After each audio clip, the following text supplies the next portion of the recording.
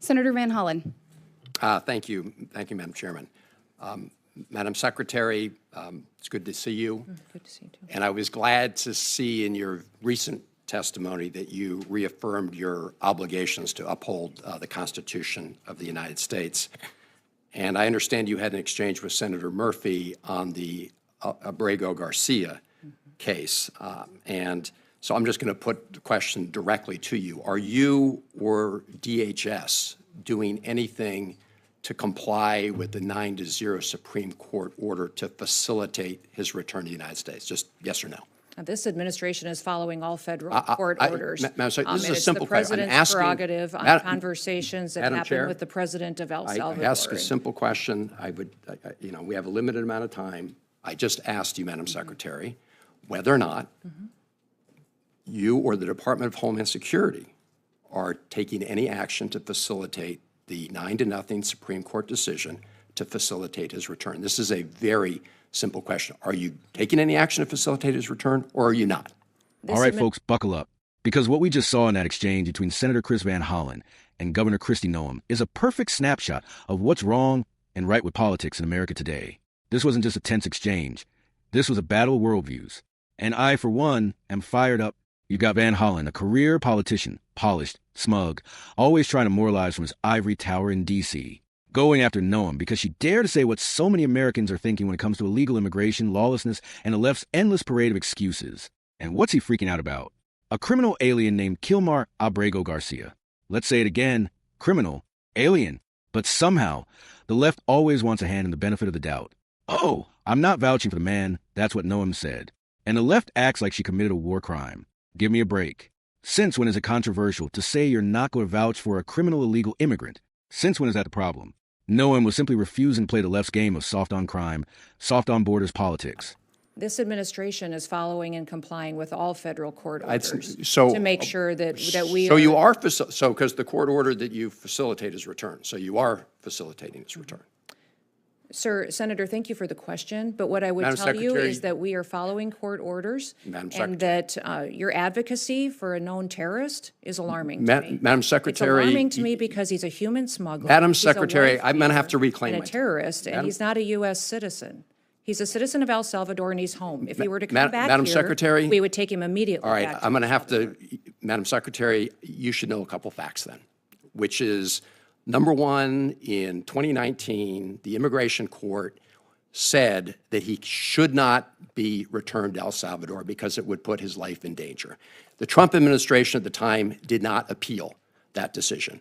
After that, he got a work permit and was working legally in the United States of America. This is also why the district court and the appellate court and the Supreme Court have ruled as they have. I suggest that rather than make these statements here, that you and the Trump administration make them in court under oath, because despite what you just said, the federal district court whose judge is hearing this case right now said, and I'm quoting, that the administration has provided no evidence linking Abrego Garcia to MS-13 or any other terrorist activity. I'm not vouching for the man. I'm vouching for his due process rights. Yes, you are, sir. You've no, been vouching for Madam him. Secretary, with respect. respect. I would suggest that you defend and stand alongside the victims of illegal crime. This is political rhetoric. The citizens who live here and are United States Americans. I would suggest you advocate for them as hard as you do for foreign terrorists. I know you're doing a political speech here. I'm I not, get it. sir. I'm asking questions of law. No, you're just spewing rhetoric. I truly believe this. I truly believe this as an American. Let me ask you this. Do you agree with Justice Scalia in the Supreme Court opinion in Reno v. Flores that, I'm quoting, "It is well established that the Fifth Amendment entitles aliens to due process of law in deportation proceedings." End of quote. Sir, we are utilizing every due process tool that this Congress has afforded us. The Congress decides what due process is appropriate for every situation. Expedited removal is a due process that you have afforded us that we are utilizing. The Alien Enemies Act I'm going to is another reclaim my tool that time, we're Madam utilizing. Secretary. So we are giving due process and using the tools Madam that Secretary, this Congress has given us. This is really, I'm asking sort of simple questions of law and simple questions like, are you complying with the 9-0 Supreme Court decision? And you seem to think that's some kind of trick question. Let me ask you this. You were down at CCOT in El Salvador. And you said, and that I'm quoting, it is one of the tools in the toolkit that we will use. And it's well known that the Trump administration is paying the government of El Salvador to keep these individuals, including those who the U.S. courts have determined were illegally taken out of the country in violation of their due process rights. Have you seen the grant document between the United States and the government of El Salvador with respect to the CCOT? It's important that everybody knows the consequences of what happens for their actions in this country. When you break the law and you're a member of a foreign terrorist organization, I asked you a question. Have you consequences seen to the that. document? This is not hard. Yes, I have. Okay. And what are the provisions of the doc? So do you know what entities in El Salvador are receiving the funds? I'm sure you can see this document as well and have looked at it for evaluation. I'm glad you raised that, Madam Secretary, because I sent you a letter along with many of my colleagues here on April 8th asking for, among other things, that document. Will you respond to the letter that we sent? I will respond to your letter. Thank you. Can I get some sense of when? We will take a look at it. I don't remember seeing your letter yet, but I will certainly take a look at it. Well, it's been there over a month. The senator's time has expired. No, Madam Chair. Senator Kennedy? Madam Chair. Madam The Secretary. Secretary, I have some additional questions. No, related sir, to that's up fire to you cap. to manage that time. Senator Kennedy? Madam Well, I need a Secretary. little help from a chair that respects the members of the Madam committee. I'm sorry, Madam Secretary. Chair. This is You pretty And folks, let's call this out for what it really is. The radical left's obsession with turning every single issue into a referendum on our values, conservative, Christian American values. If you're tough on crime, they call you cruel. If you want a secure border, they call you a racist. If you believe that people should follow the law to enter this country, you're labeled xenophobic.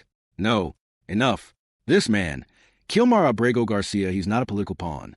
He's a criminal.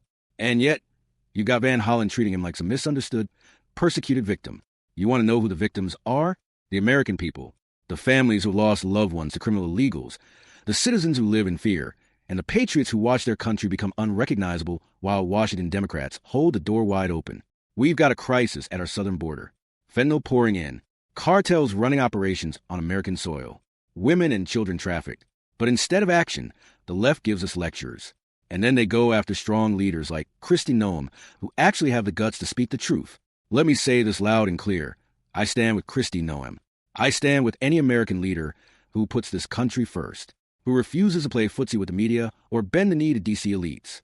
You know what Noem said that made liberals lose their minds? She told the truth. That's it. She said she wouldn't vouch for a criminal. And now, she's under attack by the same people who've been making excuses for illegal activity for years. This document, the Constitution, is not a suggestion. It's not optional. It doesn't apply only when it's convenient. And our leaders swore an oath to uphold it, not undermine it with sanctuary policies, endless loopholes, and excuses for lawbreakers. So here's what I say to Van Hollen and the rest of the open border apologists. We're done being silent. We're done letting you rewrite the rules. America is a asterisk nation of laws, and we, the people, demand they be enforced. And as for Kristi Noem, keep speaking the truth. Keep standing tall. You've got the support of real Americans who are tired of being smeared for defending their country. If you're with me, hit that like button, subscribe, and drop a comment below with, I stand with America. If you believe we need leaders who fight for our borders, our families, and our future, this isn't about left or right anymore. This is about right and wrong. And we choose right. God bless you. God bless Kristi Noem. And God bless the United States of America.